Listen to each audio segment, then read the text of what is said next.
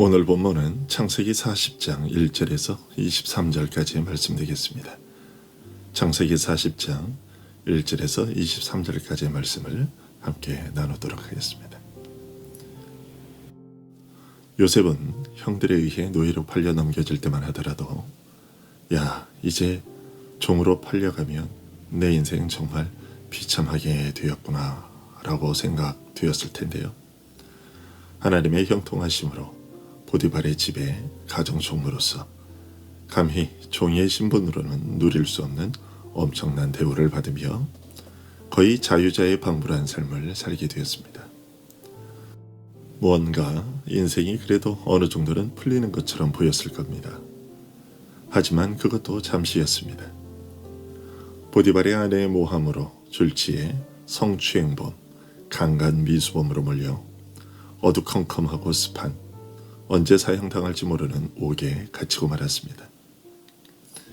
그러나 다시금 하나님의 형통케 하심으로 간수장의 호의를 입게 되었고 옥중의 모든 간수를 관리하는 재반 사무를 맡게 되어 다른 죄수들과는 달리 좀 더 나은 생활을 할 수 있게 되었습니다.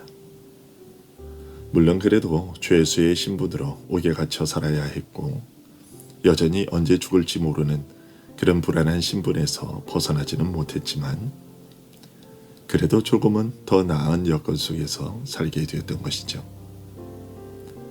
그러다 요셉은 좋은 기회를 만났습니다. 옥에서 애굽 왕의 술 맡은 자와 떡 굽는 자를 만나게 된 것이죠.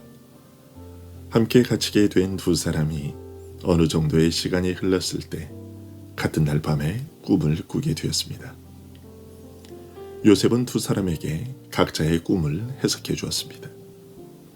술 맡은 자의 꿈은 그가 3일 후면 복직되어 다시 왕을 섬기게 될 꿈이요. 떡 맡은 자의 꿈은 그가 3일 후에 사형당하게 될 꿈이었습니다. 그리고 3일 후 바로의 생일이 되는 날에 요셉의 해몽대로 술 맡은 자는 다시 복직이 되었고 떡 맡은 자는 사형을 당했습니다. 이렇게 그 꿈을 해석해 준 대로 술 맡은 자가 복직이 될 때만 하더라도 요셉은 희망을 품었을 겁니다. 자신이 술 맡은 자의 꿈을 해석해 주면서 그에게 부탁한 것이 있었기 때문이지요. 14절과 15절에서 당신이 잘 되시거든 나를 생각하고 내게 은혜를 베풀어서 내 사정을 바로에게 아뢰어 이 집에서 나를 건져주소서. 나는 히브리 땅에서 끌려온 자요 여기서도 옥에 갇힐 일은 행하지 아니하였나이다 라고 부탁했기 때문이었죠.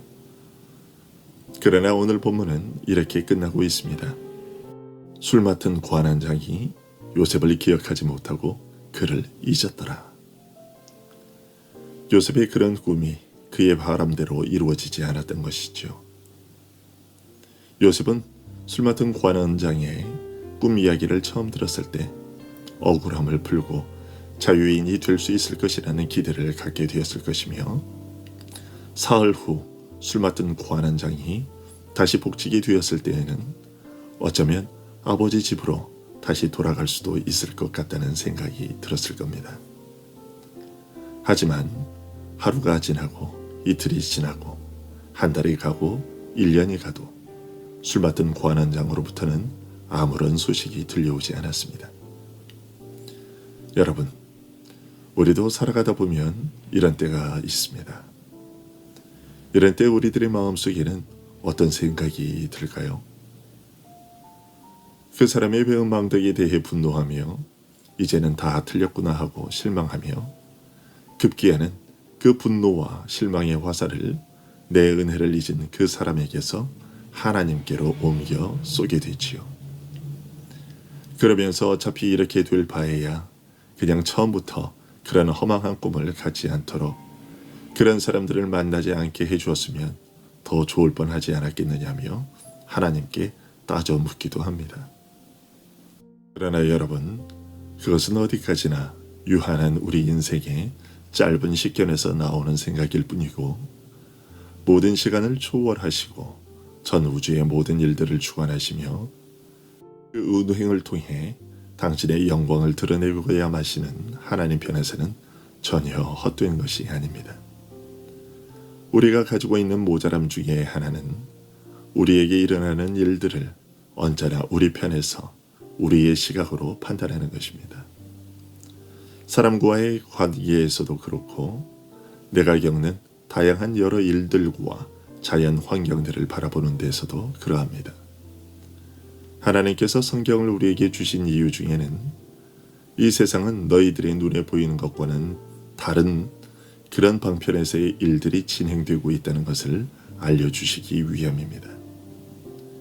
우리들의 눈에는 우리 주위에서 일어나는 모든 일들이 단순히 한 개인의 인성이나 실수에서 비롯된 일처럼 보이고 지구의 환경이 변해서 발생한 일들로 여겨지며 천체에 발생한 어떤 변화 때문에 벌어진 일인 것처럼 보입니다.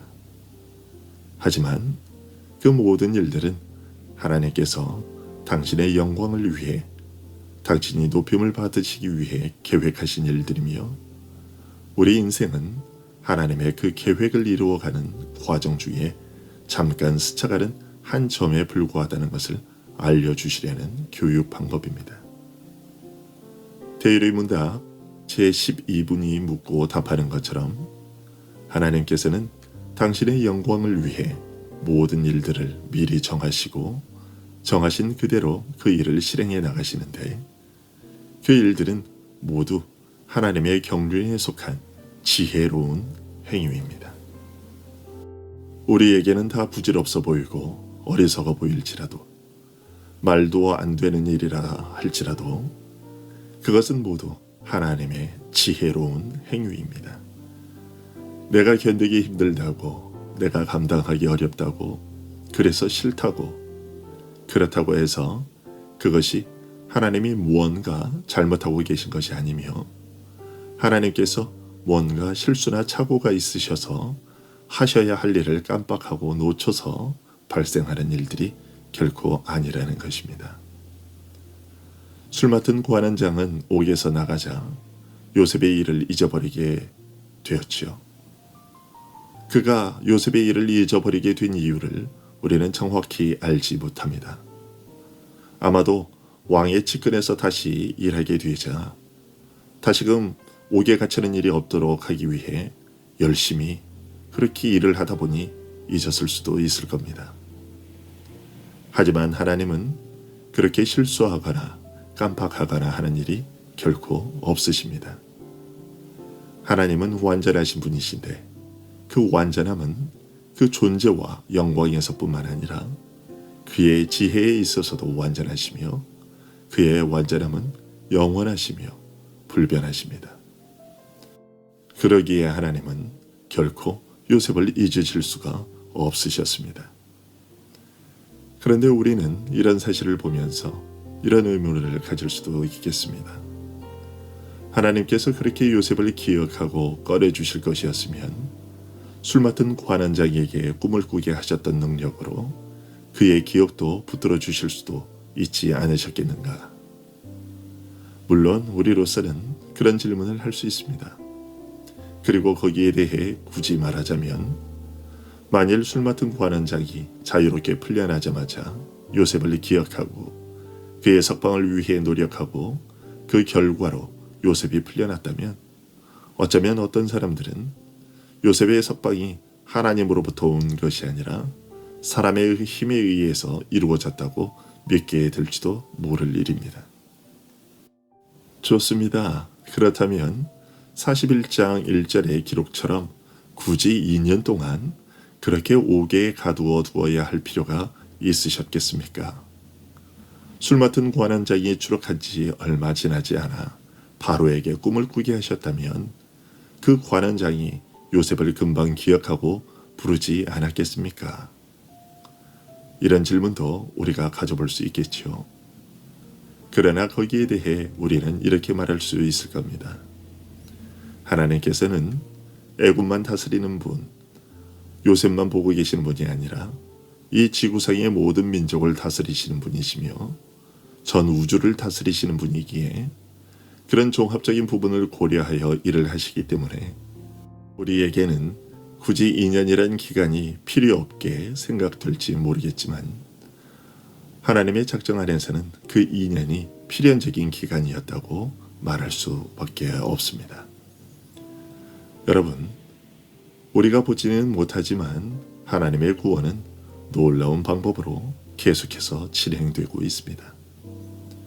그러나 하나님의 구원의 일하심이 때로는 우리가 이해할 수 없거나 이상하게 여겨지는 멀리 우회하는 방법을 통해 이루어지기도 합니다. 이러한 하나님의 일하심의 방식을 우리의 좁은 식견으로 판단해서는 안 된다는 것을 하나님은 오늘 본문의 요셉의 일을 통해 가르쳐주고 계십니다. 비록 그러한 우회의 과정 중에서 우리가 고통을 경험하게 되기도 하지만 그리고 그 시간이 길어서 하나님의 기억 속에서 이제 나는 사라져버렸는가 하는 질문을 던질 만큼 고통스럽고 절망스럽게 되기도 하지만 하나님은 결코 우리를 잊어버리시는 분이 아니십니다. 이사야 49장에서 하나님은 이렇게 말씀하십니다. 하늘이여 노래하라. 땅이여 기뻐하라. 산들이여 즐거이 노래하라. 여호와께서 그의 백성을 위로하셨은지 그의 고난당한 자를 긍휼히 여기실 것임이라. 오직 시온이 이르기를 여호와께서 나를 버리시며 주께서 나를 잊으셨다 하였거니와 이니 어찌 그 젖먹는 자를 잊겠으며 자기 태에서 난 아들을 긍휼히 여기지 않겠느냐. 그들은 혹시 잊을지라도 나는 너를 잊지 아니할 것이라. 내가 너를 내 손바닥에 새겼고 너의 성벽이 항상 내 앞에 있나니. 하나님은 오늘도 자신의 손바닥에 새겨져 있는 여러분을 잊지 않으시고 오늘도 여전히 여러분을 향한 구원의 일들을 이루어 나가고 계십니다. 그러니 여러분도 희망과 용기를 가지시고 오늘도 힘차게 다름질하실 수 있기를 간절히 소원합니다. 기도하겠습니다.